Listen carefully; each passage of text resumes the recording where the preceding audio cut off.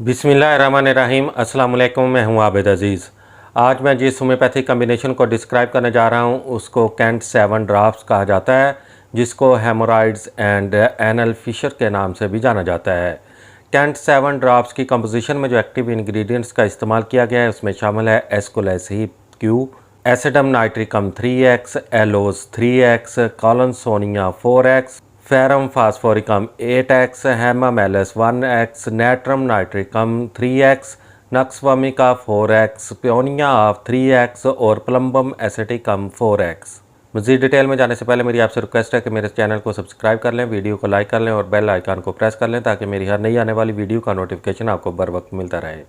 Cantt 7 का इस्तेमाल खूनी और बादी बवासीर के लिए किया जाता है। रगों का उभरना, मकद का चाक होना, सुरख सूजा हुआ या फूला हुआ मकद में ज़ख़म, खारिश, मस्सों में जलन और उनका बाहर निकल आना, बादाज रफ़ा हाजत, छीलन, जलन या फिर मस्सों में से खून का अखराज, कांच का निकलना खूनी और बादी बवासीर की अलामात होती हैं। कैंट 7 पुराने पीपदार ज़ख़म जिसको फिशर कहा जाता है, कांच निकलने या पखाने के बाद मुस्तकिल दर्द का एहसास रहने या कब्ज़ और पेट फूलने में नहायत मौसर और मुफीद है। कैंट 7 की खुराक का इस्तेमाल कुछ इस तरह से है कि मरीज़ को चाहिए कि दिन में 3 से 4 मरतबा 10 कतरे 2 से 3 घूंट पानी में हल करके इस्तेमाल करें।